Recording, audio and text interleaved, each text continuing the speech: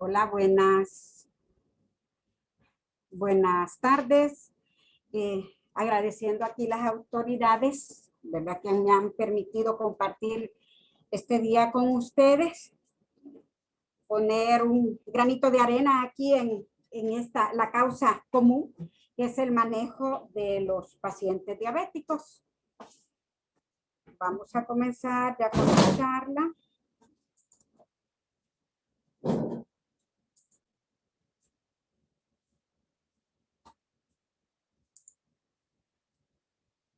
¿Se logra ver la presentación?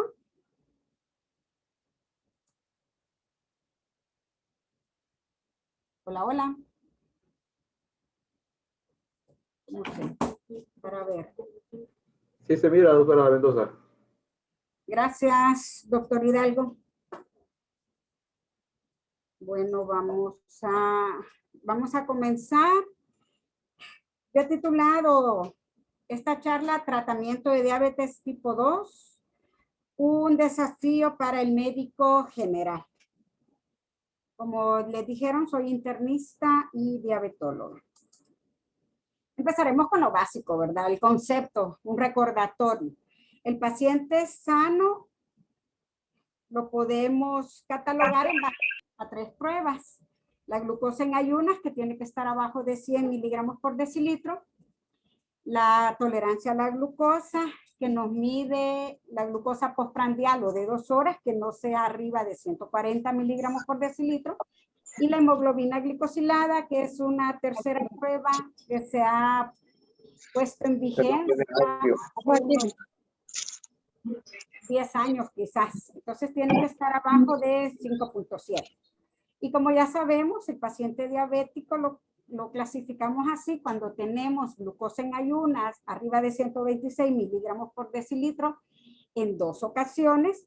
Cuando hacemos la prueba de tolerancia y nos sale una glucosa arriba de 200 miligramos por decilitro a las 2 horas y una hemoglobina glicosilada arriba de 6.5. Y las cifras intermedias es lo que llamamos prediabetes o glucosa alterada en ayunas, si está entre 100 y 125 miligramos por decilitro, ¿verdad?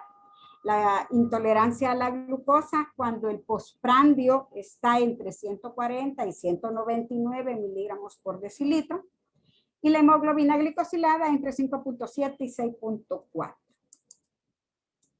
Una panorámica de lo que es la diabetes en el mundo. Por ahí unas personas le llaman la pandemia del siglo XXI, ¿verdad? Fuera de esta pandemia que estamos viviendo, pues esta ya existía.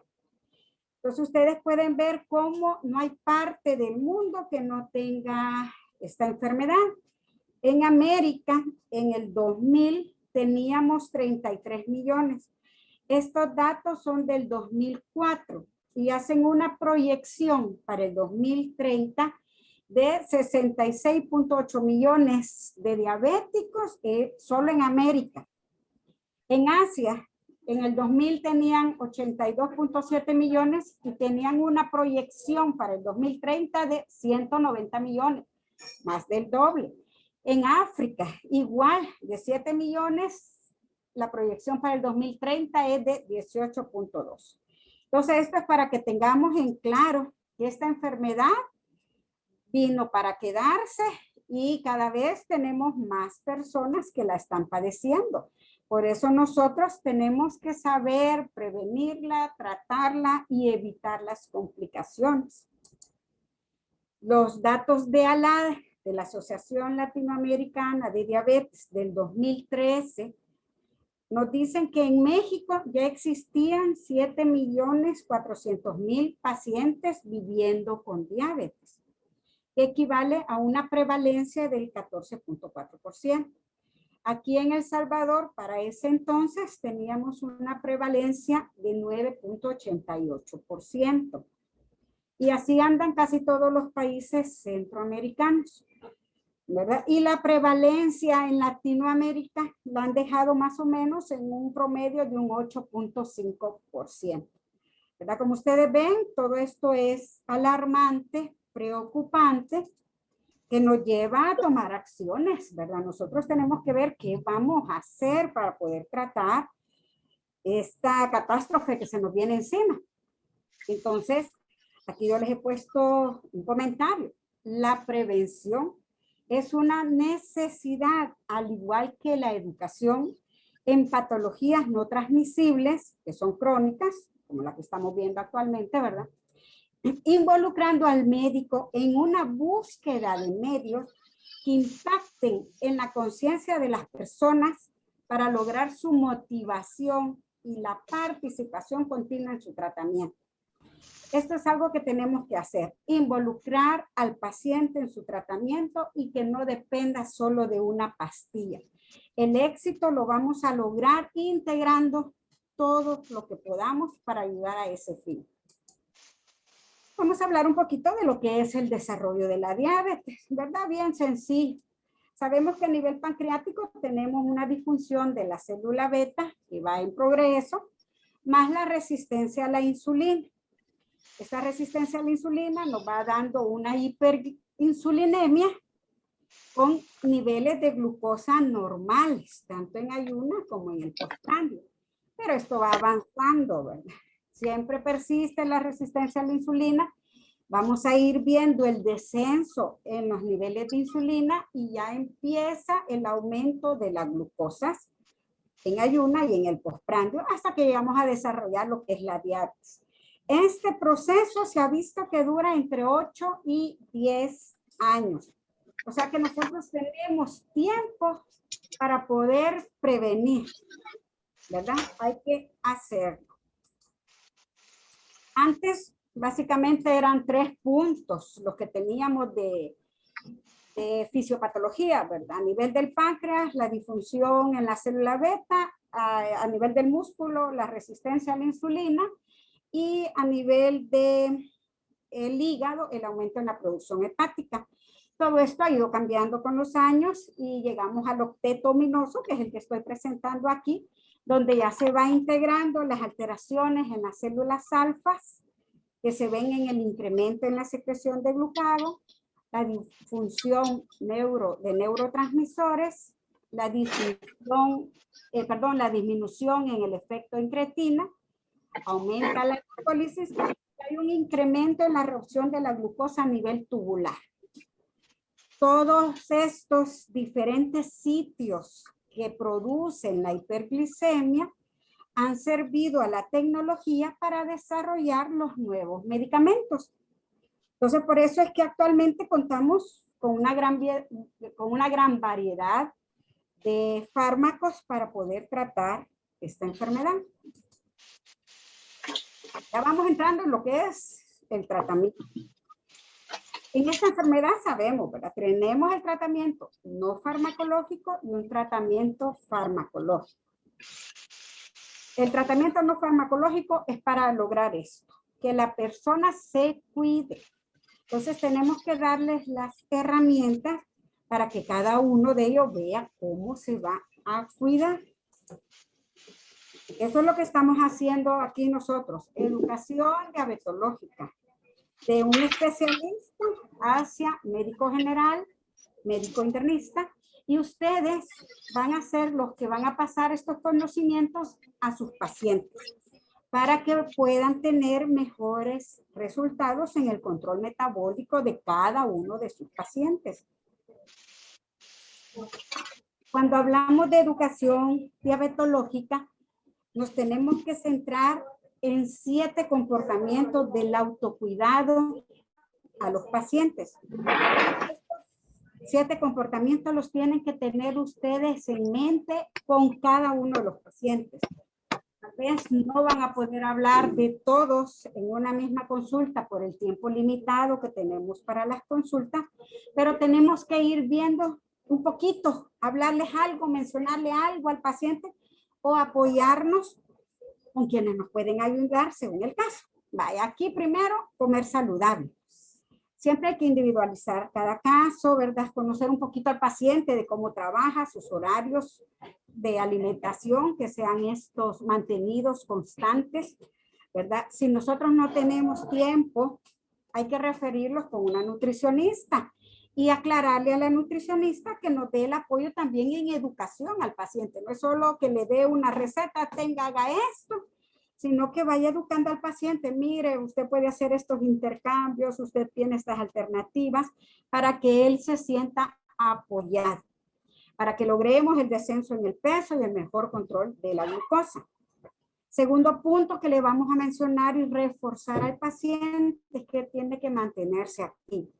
Usted tiene que hacer alguna actividad física, no solo lo que es el ejercicio que usted hace en su actividad diaria, que si es ama de casa, que si trabaja en limpieza, que si es una secretaria. Fuera de la actividad diaria que esté realizando la persona, tiene que tener un plan de actividad física que sea continuo, constante, siempre diciéndole que es para mejores beneficios del paciente. Tercero, automonitoreo. Esta es una herramienta que tiene un valor grandísimo. Y sí, al principio es una inversión grande, lo que tiene que hacer el paciente en comprar el glucómetro, que anda entre 50 y 60 dólares, pero si el aparato lo cuidan, esta inversión le va a durar 8 o 10 años. Sí, el gasto viene en las tiras reactivas, pero si es un paciente que está controlado bien con 1 o 2 tomas a la semana, suficiente. Si ya está con un plan intensificado de insulina, le va a tocar pinchón y monitoreo a diario, ¿verdad? Pero nosotros tenemos que informar al paciente para que ellos vean si lo pueden comprar o no. Entonces, es una herramienta valiosa que nosotros tenemos que tener en mente. Luego, el tratamiento farmacológico, hay que informar al paciente de que, mire, nosotros aquí en la institución contamos el tratamiento, nosotros lo vamos a llevar escalonado, que si usted no se controla con esto, utilizando esto, y podemos llegar a insulina.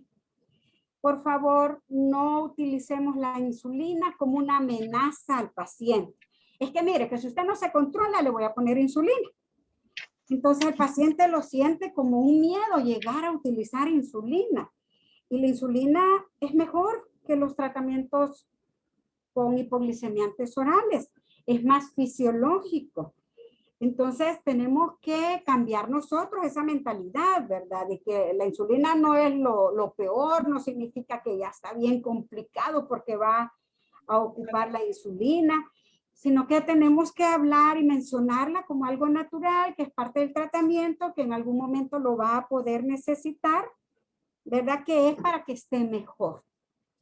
Entonces, siempre tengamos en mente esos detallitos de cómo nosotros enfocamos los tratamientos dirigidos a las personas.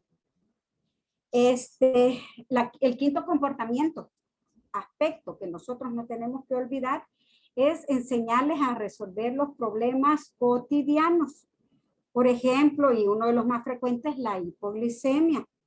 Entonces nosotros le tenemos que decir, mira, la hipoglicemia es esta cifra menor de 80 miligramos por decilitro. ¿Verdad? Usted, cuáles son los síntomas y qué va a hacer para resolverla. Entonces tenga una gaseosa, puede ser de las oscuras, de colores, de esas latas chiquitas, ¿verdad? A mano, su juguito, o si no, 3 cucharadas de azúcar en agua y ya lo resolvemos. Entonces, son cositas que debemos irle enseñando a las personas a que detecten la hipoglicemia por medio de los síntomas, por medio de una medición con su glucómetro y cómo lo va a resolver. Y esto es del día a día, ¿verdad? También hay que enseñarles cuáles son las complicaciones. No para darles miedo, sino que para que estén informados de su enfermedad. También se puede llegar a tener afección en los ojos, en el corazón, en los riñones. Entonces, voy a estar mandando periódicamente al oftalmólogo. Yo le voy a hacer su examen de orina, la creatina que yo hago en sangre, también me ayuda a ver cómo están sus riñones. Le voy a hacer su electrocardiograma anual o cada 2 años, según cada circunstancia del paciente. Entonces, todo eso nosotros tenemos que irlo informando a los pacientes. Y por último, Este aspecto es importante, la adaptación psicosocial. No le damos importancia, pero hay personas que usted le dice hoy, mire, usted es diabético y empiezan a llorar. O sea, tienen en la mente que la diabetes es lo peor que le pudo haber pasado, hasta peor que un cáncer, ¿verdad? Entonces, tenemos que ayudar y darle apoyo a los pacientes. Tenemos que detectar qué tan deprimido está, si está puesto a seguir un tratamiento, si lo vemos con negatividad. Entonces, por ahí hay que evaluar si se refiere a una psicóloga para que nos vaya dando una actitud positiva en este paciente, porque si él está negativo, no va a colaborar en el tratamiento, no va a hacer la dieta, no va a hacer ejercicio, no va a comprar el glucómetro. Entonces, no vamos a obtener éxito en controlar. Todo esto es importante, son herramientas que tienen a mano. No dependamos tanto de un medicamento, sino que esforcémonos en educar al paciente. ¿Para qué hacemos todo esto, verdad? Para que obtengamos los resultados de que haya una disminución de peso, 5 a un 10%, que nosotros lo tenemos que ir programando porque la mayoría de nuestros pacientes son obesos, ¿verdad? O tienen un sobrepeso. Entonces nosotros vamos planificando esta disminución a lo largo de 6 a 12 meses. ¿Verdad? Hay personas pues que tienen que bajar como que un poquito más y otras hay que llevarlos más tranquilos. También la referencia a la nutricionista para que haga una restricción calórica, que ordene las comidas, las cantidades, sus porciones, ¿verdad? Para que vayamos alcanzando los objetivos de cada paciente. Cuando nosotros hablamos de ejercicio, no le digamos al paciente solo haga ejercicio. Hay que explicarle qué tipo de ejercicio van a hacer. ¿Verdad? Si es un ejercicio aeróbico, ¿cuál es? Correr, si pueden, ¿verdad? Que corran, que caminen, que bicicleta estacionaria o que vayan a la calle, ¿verdad? Si lo pueden hacer. Y esto lo tienen que hacer 30 minutos, 5 días de la semana. Si lo pueden hacer los 7 días de la semana, que lo hagan. Otra variable que tenemos es que haga 50 minutos, por ejemplo, los lunes, los miércoles, los viernes. Ha descansado martes y jueves, puede descansar sábado y domingo y retoma otra vez su ejercicio el día lunes, que no haya más de 2 días de descanso, ¿verdad? Sábado y domingo descansó, reinicia el día lunes. El ejercicio aerobio, ¿verdad? Utilizando pesas, por ahí también lo pueden hacer, pero en menor tiempo y no nos da tantos beneficios como un ejercicio aeróbico. También como parte del tratamiento no farmacológico para controlar la diabetes está la suspensión del tabaco. Es importante que preguntemos eso, ¿verdad? Si es una persona que tiene un tabaquismo pues marcado, ¿verdad? Su cajetilla diaria, es de ir viendo si lo vamos a referir a la clínica de cese del tabaco, ¿verdad? Tenemos ese apoyo, por eso le digo, nosotros tenemos que ir viendo quién nos apoya para controlar todas estas medidas que debemos de tener en los pacientes. También hay que suspender la ingesta alcohólica. Aquí hay que ser radical, ¿verdad? No, mira, no puede tomar cerveza, no puede tomar vino, hasta que tal vez conozcamos al paciente, ¿verdad? Podemos ir evaluando, individualizando si le voy a dar permiso para que tome su copita de vino o una cervecita, ya muy de vez en cuando, ¿verdad? Pero hay que ser radicales mejor con los pacientes, porque aunque nosotros le digamos no tome, siempre lo va a hacer. La otra cosa que tenemos es incorporar a los grupos de apoyo. A nivel de los 3 niveles, creo que tenemos grupos donde le reunimos a los diabéticos y les damos sus charlitas, ¿verdad? Puede ser aquí por el personal médico, enfermería, nutricionistas, psicólogos, o si tenemos educadores en nuestro sitio de trabajo. Hay que tener un plan de educación, una programación anual, ¿verdad? Esto también le ayuda a la persona a ir reduciendo el estrés porque van conociendo la enfermedad, se van familiarizando con eso y les va bajando como la ansiedad de tener esta enfermedad, ¿verdad? Hay que estar pendientes con las personas, si están durmiendo o no, ¿verdad? Que esto mismo va relacionado con la reducción del estrés, con el apoyo que podemos tener de psicología. Y también acordémonos que esta enfermedad no va sola, ¿verdad? Siempre, casi siempre va asociada a hipertensión, dislipidemias o alguna otra comorbilidad, pues que tenemos que ir integrando los tratamientos según las enfermedades que va acumulando cada paciente. Esto es otra cosa básica, ¿verdad? En los 3 niveles de atención se realizará educación en cambios de estilo de vida y cuidados generales. Esto es para prevenir las complicaciones de diabetes, dirigido a mejorar la calidad de vida. Siempre tengamos esto presente. Tenemos que mejorar la calidad de vida de los pacientes. Ya entrando en lo que es el tratamiento farmacológico, a nivel privado, pues existe una gran cantidad de medicamentos.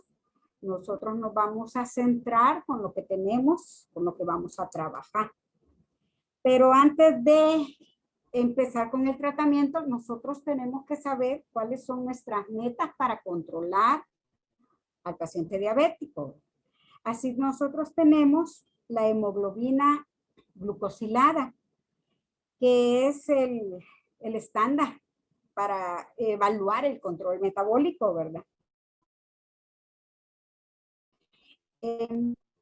Aquí, si nosotros tenemos un paciente 3 meses, oigan el tiempo, en 3 meses, llegar a una hemoglobina glicosilada menor de 7, entonces hay que empezar la terapia combinada.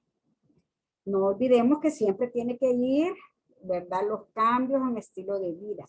Antes como que estilo de vida esperábamos 3, 6 meses y después veíamos si comenzábamos el tratamiento y ahorita pues no, tenemos que ser un poquito más agresivos y comenzar todo simultáneo.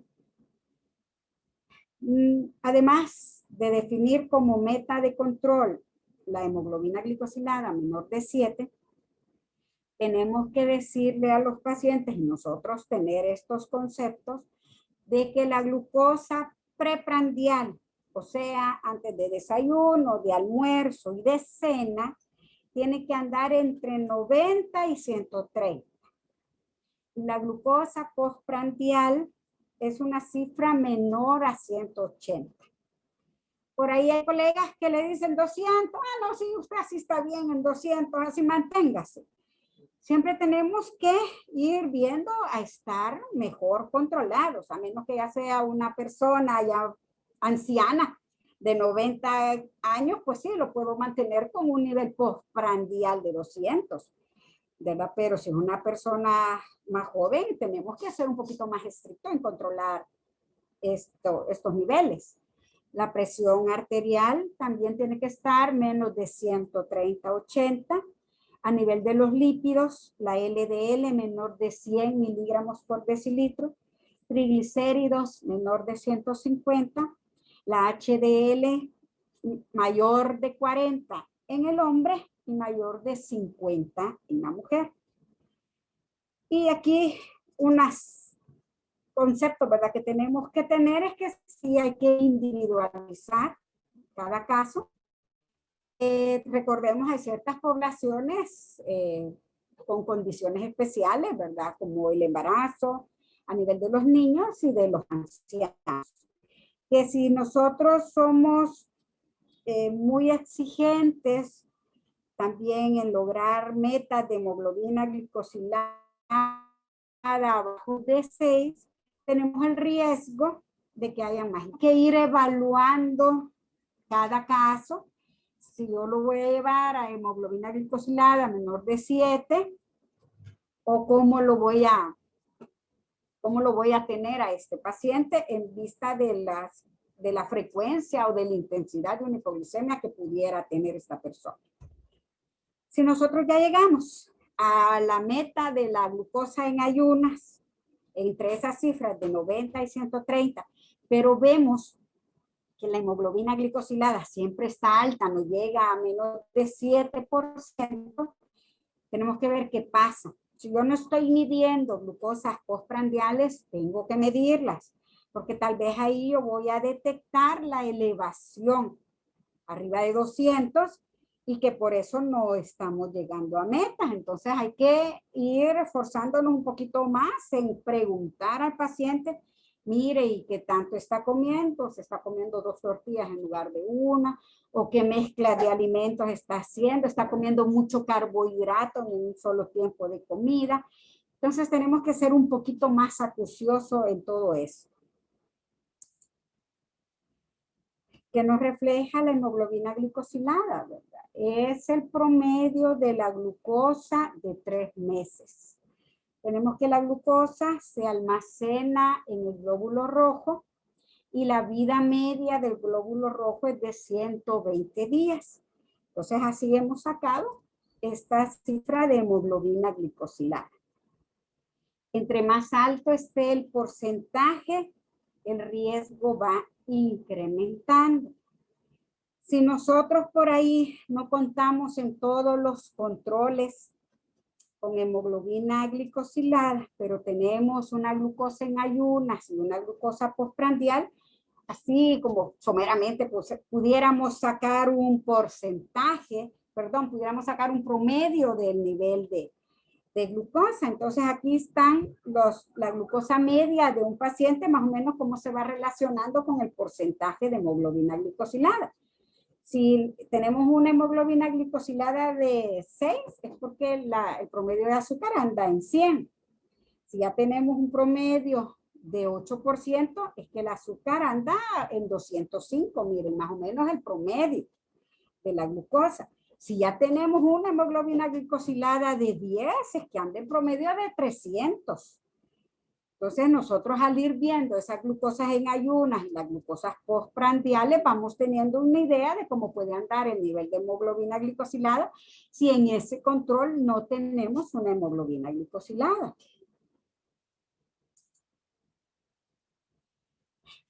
Aquí traigo un ejemplo de guías que se recomiendan a nivel internacional. ¿Verdad? Se puede trabajar con la guía de la Asociación Americana de Diabetes. También hay guías europeas. Está este otro grupo de estudio de la diabetes. Casi todas coinciden con los manejos, ¿verdad? De cómo vamos a ir escogiendo de primera línea. Generalmente todas coinciden en que podemos ocupar la metformina, pero ya para escoger con qué lo vamos a combinar, si con la metformina no logramos alcanzar la meta de menor de 7% la hemoglobina glicosilada, tenemos varias opciones para combinar. A nivel institucional, pues nos tocaría mezclar con sulfonilureas como segunda opción y ya como tercera opción pues viene la insulina. Pero es bueno que conozcamos esto porque de repente nos llegan pacientes que en lo privado consultan también y tienen otro medicamento. Entonces, para poder decidir cuál va a ser mi segunda opción, hay que evaluar a cada paciente. Primero, nosotros vemos en la primera columna, vamos a ver si ya existe una enfermedad. Aquí vamos a ir viendo si ya existe una enfermedad cardiovascular. Entonces vamos a ver si ya tiene alguna estenosis o una estrechez, obstrucción a nivel de carótidas, a nivel de coronarias o a nivel de miembros inferiores, ¿verdad? En la circulación arterial. Todas esas son enfermedades cardiovasculares, ¿verdad? No solo pensemos que si ya tiene un problema cardíaco, sino que tenemos que pensar en esos otros aspectos, ¿verdad? Si el paciente ya tiene problema renal, entonces ahí vamos a ir viendo qué medicamentos ocupamos y cuáles no. Luego aquí vamos a ir evaluando la presencia de hipoglicemias. Entonces, por ahí las personas mayores que ya van comiendo poco, entonces hay que ir viendo en qué otras alternativas, qué otros medicamentos tenemos para poder combinar. Si queremos que las personas pierdan el peso. Y vemos hasta el aspecto económico, ¿verdad? Eso es en consulta privada, pues tenemos todos estos aspectos para evaluar y cuáles son las preferencias de la persona y todo para poder decidir. Pero vaya, aquí nosotros la metformina de entrada, sulfonilureas con lo que vamos a mezclar y como tercera opción la insulina basal. Esto lo traigo para acordarnos que no es una enfermedad, sino que cada paciente tiene la enfermedad de la diabetes, pero cada persona es diferente, por edades, por pesos, por sexos, ¿verdad? Entonces, aquí casi que hay que individualizar a cada persona. Ya lo que es el tratamiento farmacológico, lo que habíamos dicho antes. Se sugiere iniciar el tratamiento con antidiabéticos orales desde el momento del diagnóstico. Cuando el grado de descontrol de la diabetes permite anticipar que los cambios en el estilo de vida no van a bastar para reducir gradualmente las glucemias y alcanzar las metas de control glucémico al cabo de 3 a 6 meses. Esto es importante. 3, 4 meses creo que vamos con los cupos en la mayoría de los consultorios. Entonces ahí pudiéramos nosotros decir 4, 8 meses como máximo para poder darle como un espacio para que la persona mejore. Y si no van mejorando, vamos escalando en el tratamiento. Entonces los médicos generales, como los médicos que están en las clínicas metabólicas, disponen de metformina, de glimepiride, ¿verdad? Como sulfonilureas. Antes teníamos la glibenclamida. Y las terapias combinadas fijas que ya tenemos, que es la metformina de 1000 con 4 de glimepiride y la metformina de 1000 con 2 de glimepiride. Estas son nuestras herramientas previo a llegar a un tratamiento con insulina. Como mencionábamos al principio, ¿verdad? Que dentro de los 7 comportamientos de educación al paciente diabético, teníamos que mencionarles los medicamentos disponibles y tenemos que decirles más o menos un poquito de cada medicamento. No le vamos a dar una clase de farmacología, ¿verdad? A la persona, pero sí que sepan, ¿verdad? Que este medicamento en qué le va a ayudar, cuáles son sus dosis máximas o cómo son los efectos adversos que se tienen. Entonces nosotros lo tenemos que conocer, por supuesto. Entonces la metformina es considerada el antidiabético de primera línea en las pacientes con sobrepeso o que ya son obesos. Con un índice de masa corporal arriba de 27, entonces se inicia la metformina, que es la mayoría de los pacientes que nosotros tenemos en los consultorios. Hay que hacer un inicio gradual y lento. En los lugares que cuentan con las tabletas de 500 se comienza con eso. Nosotros que tenemos la de 850 podemos fraccionarla y comenzar con media pastilla por la cena o mitad en la mañana, mitad en la cena y así vamos aumentando gradualmente hasta llegar a una toma de 2 o 3 veces al día que sea con la comida o después de comer, inmediatamente después de comer, porque hay personas que dicen, ay, que me la tomo 1 hora después de comer. Entonces todo esto hay que orientar a las personas. Lo hacemos con la comida para tratar de evitar los efectos adversos que puede producir el medicamento. La dosis máxima que utilizamos es de 3 tabletas de 850, que equivale a 2.550 miligramos al día. Y la dosis máxima efectiva es de 2.000 miligramos al día. Por eso es que tenemos estas dosis combinadas y fijas, ¿verdad? Que viene la metformina de 1000 para lograr esta dosis máxima efectiva. También tenemos que tener en cuenta esta recomendación que cuando la creatinina está arriba de 1.4 en la mujer y de 1.5 en el hombre, mejor no la damos. O ya cuando la depuración de creatinina es menor de 30 ml por minuto. Ahora el laboratorio ya nos da la filtración, la tasa de filtración glomerular, entonces ya no tenemos que estar nosotras haciendo un cálculo, ¿verdad? Sino que ya nos la dan ajustada a la edad del paciente. Entonces es un poquito más fácil para que nosotros tomemos esta decisión, ¿verdad? Si tenemos una filtración glomerular que va entre 30 y 60, se ocupa con precaución. Por ahí tenemos que ir viendo que si yo lo tengo con 3 pastillas de metformina al día, pero ya la filtración o la depuración yo la tengo en 45, mejor vamos viendo si vamos bajando un poquito la dosis, ¿verdad? Porque podemos ir complicando ahí al paciente. O entre una consulta y otra, de repente se complican, ¿verdad? Bien fácilmente. La gente, una diarrea ya lo descompensa y a la creatinina le subió, ¿verdad? Y le bajó la depuración de creatinina. Entonces, tenemos que ir teniendo todos estos cuidados. ¿Cuándo está contraindicada la metformina? Cuando el paciente ya está con sepsis, hipovolemia, hipoxia, alcoholismo. Que bueno, estas condiciones son casi que, si está con hipoxia, está sin vía oral, ¿verdad? Entonces no se la vamos a dar. Cuando los pacientes ya están con una insuficiencia cardíaca congestiva, ya hay una disfunción renal, como estuvimos mencionando, u otra enfermedad que lo pueda predisponer a una acidosis láctica. También no la damos cuando ya ha habido una hipersensibilidad a la metformina, cuando el paciente está en cetoacidosis diabética, ¿verdad? O estado hiperosmolar.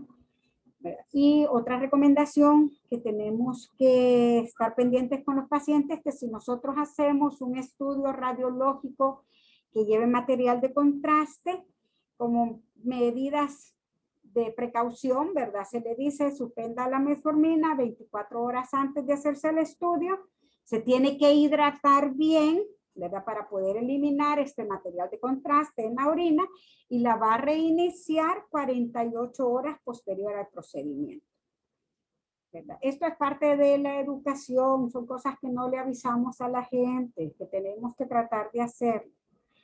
Los efectos adversos más frecuentes son las molestias gastrointestinales, náuseas, diarreas, un desconfort abdominal.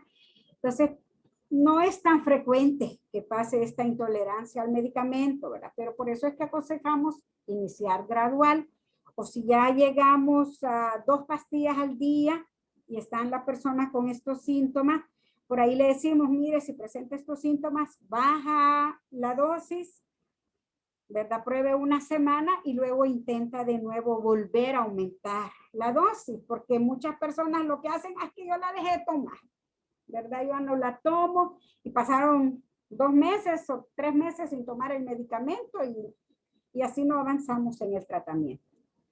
El efecto adverso más severo, aunque es bastante raro, es la acidosis láctica, que por veces se da por mala indicación, ¿verdad? O no nos fijamos en que el paciente ya está en una insuficiencia renal y cabe el riesgo que entre a una acidosis láctica, pero realmente es algo que yo creo que no lo hemos visto en años, ¿verdad? Aquí a nivel institucional.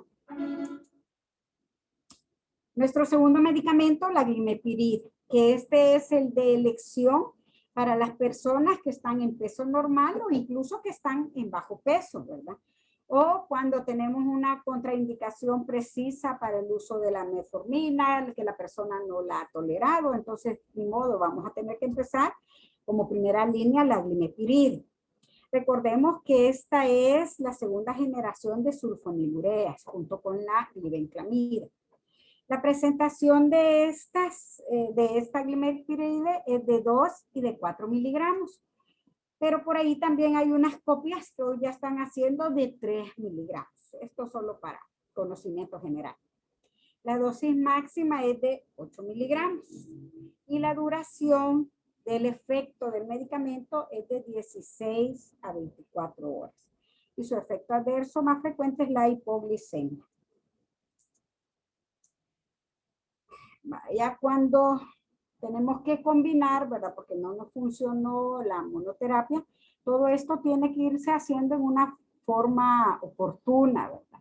Cuando no se alcanzó la meta del control metabólica, con una dosis media de un solo medicamento, entonces ya vamos agregando el segundo, a llevarlo también a dosis óptima, evaluándolo cada 3 a 6 meses.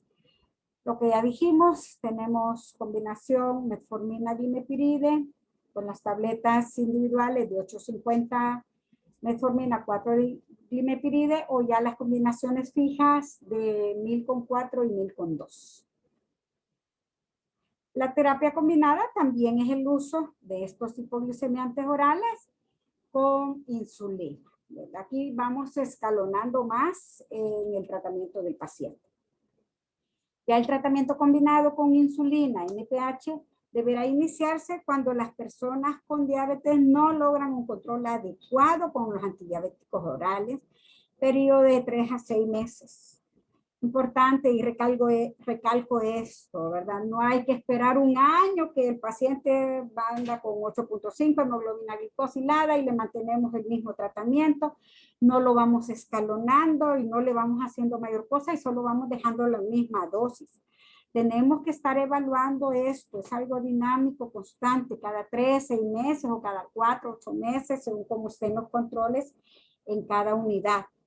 Siempre activos y siempre recalcando las medidas no farmacológicas. Esta recomendación que yo les traigo es proporcionada por ADA, que es la Asociación Americana de Diabetes. ¿Verdad? Siempre cambio estilo de vida, establecemos metas y vamos a iniciar el tratamiento según como venga esta cifra. Si tenemos una hemoglobina glicosilada menor de 8.5, podemos considerar monoterapia.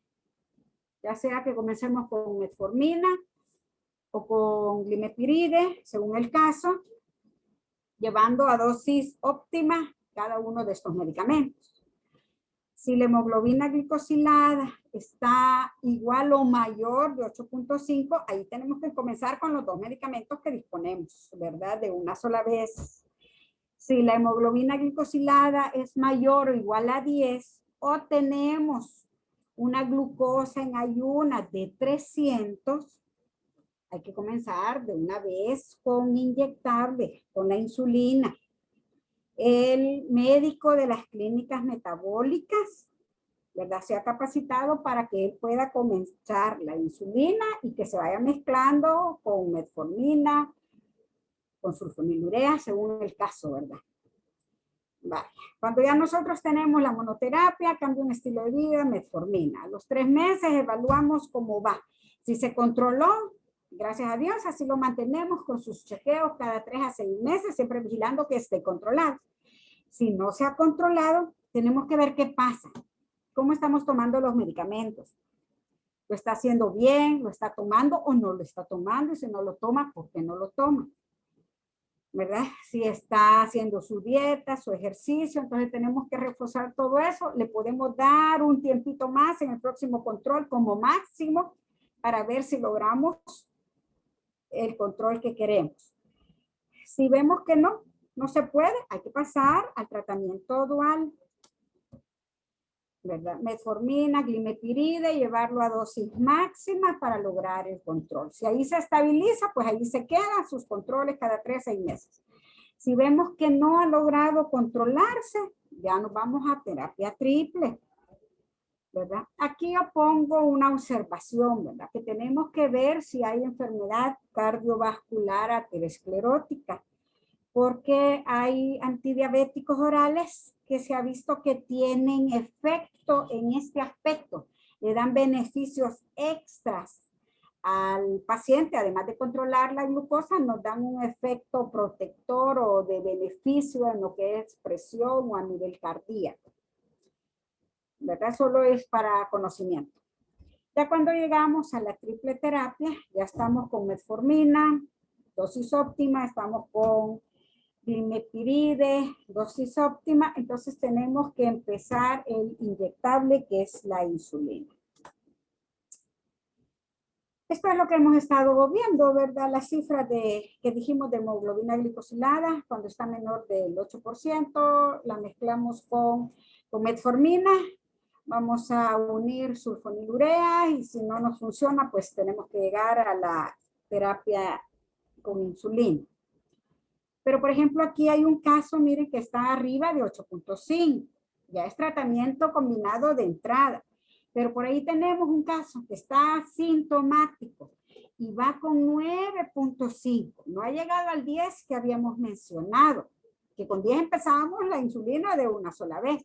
Entonces está aquí en esta cifra de 9.5 la hemoglobina glicosilada. Podemos empezar de entrada, miren, insulina basal, que es la nocturna, más la metformina. Y así vamos a seguir evaluando, ¿verdad? Si se alcanzan o no las metas.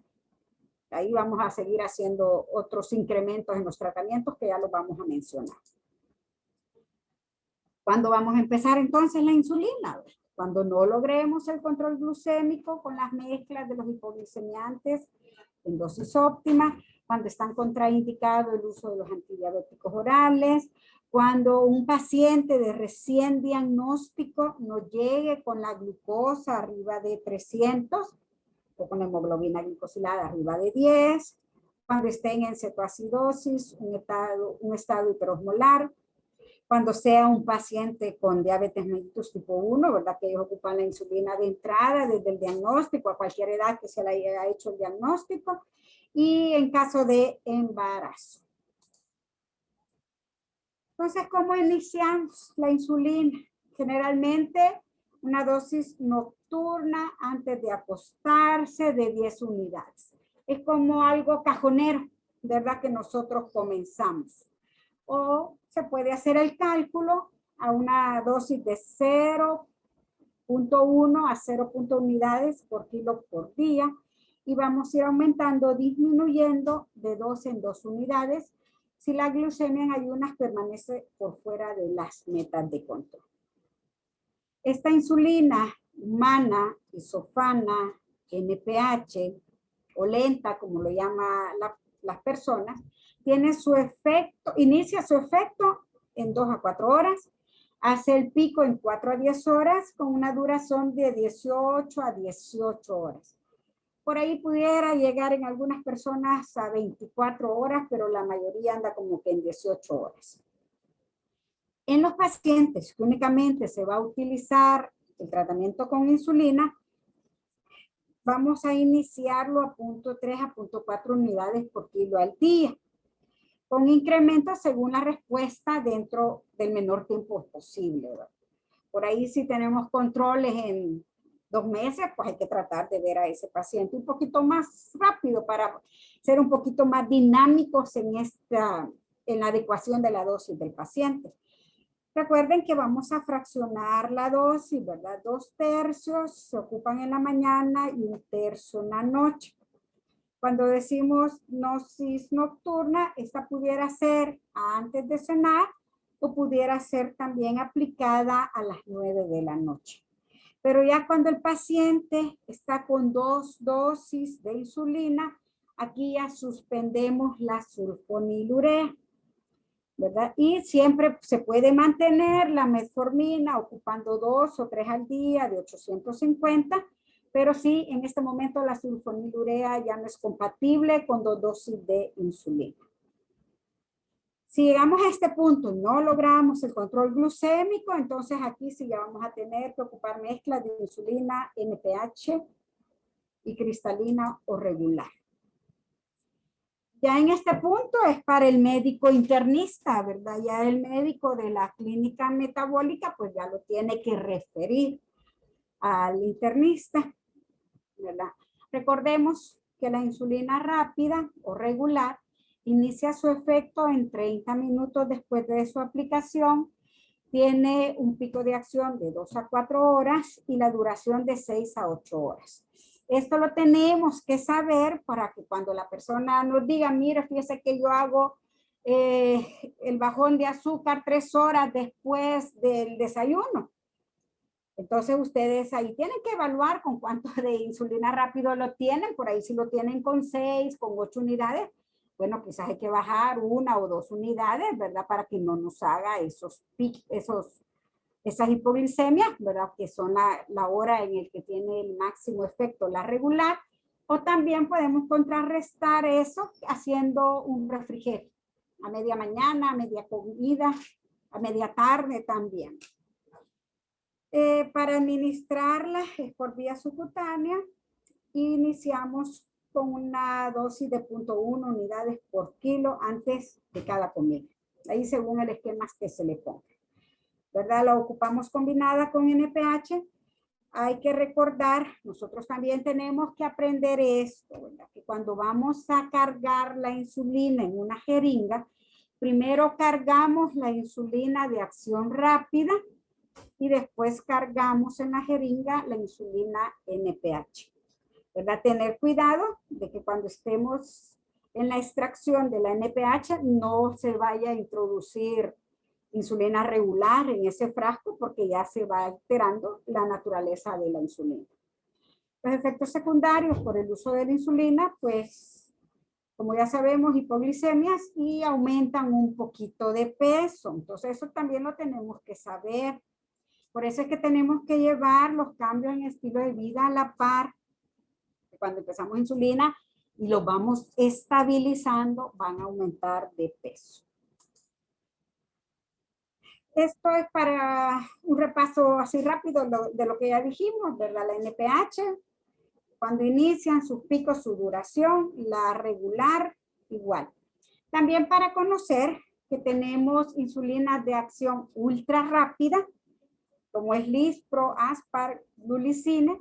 Tenemos la insulina de acción prolongada, la Glargina, Detenir o ultralenta que se llama. Y ya existen también las mezclas preestablecidas, ¿verdad?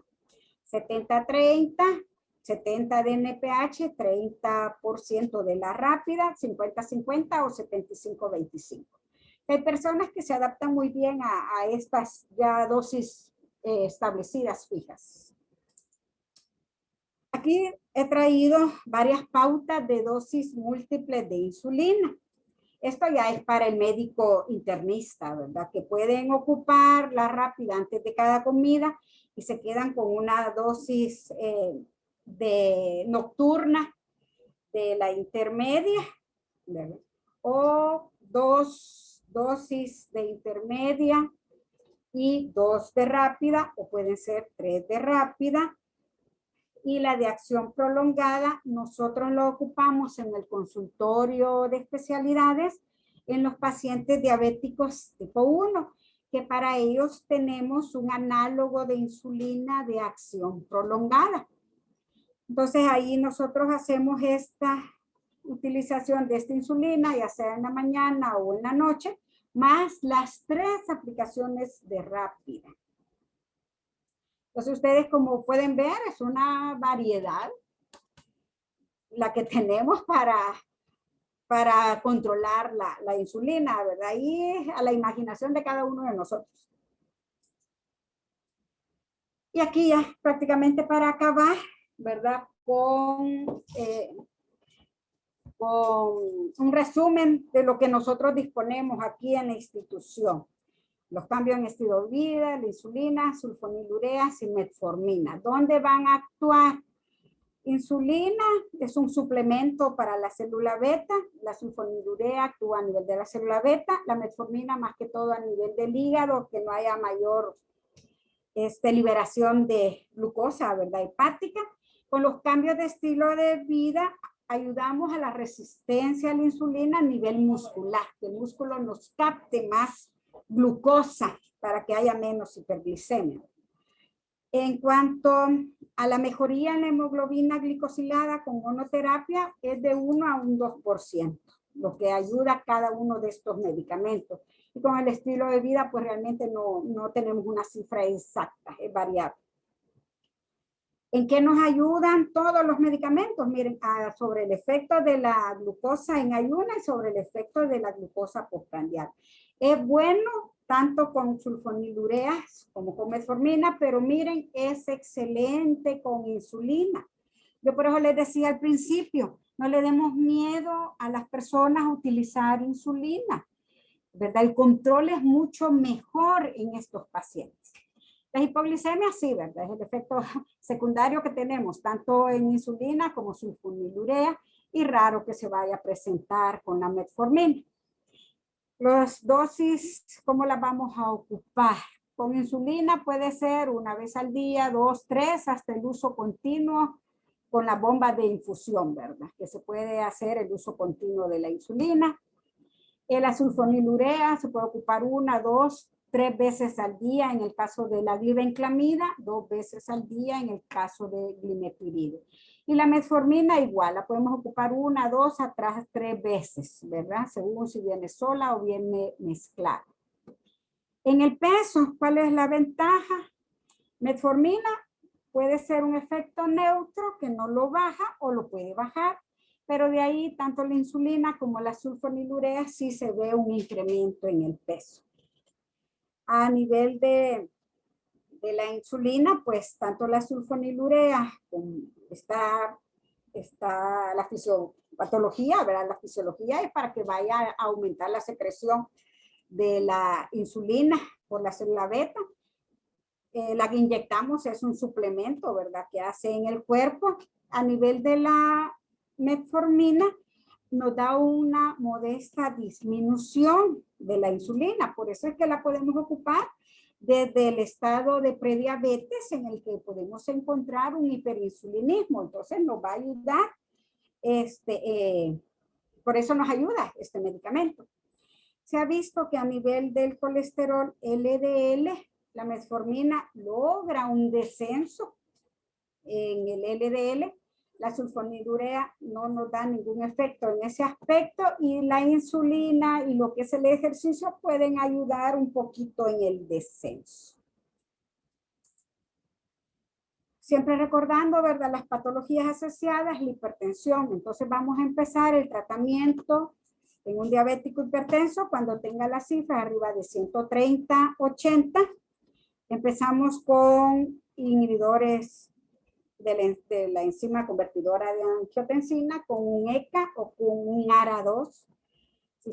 Si hay contraindicación para ocupar el ECA, y están las combinaciones que podemos ir haciendo con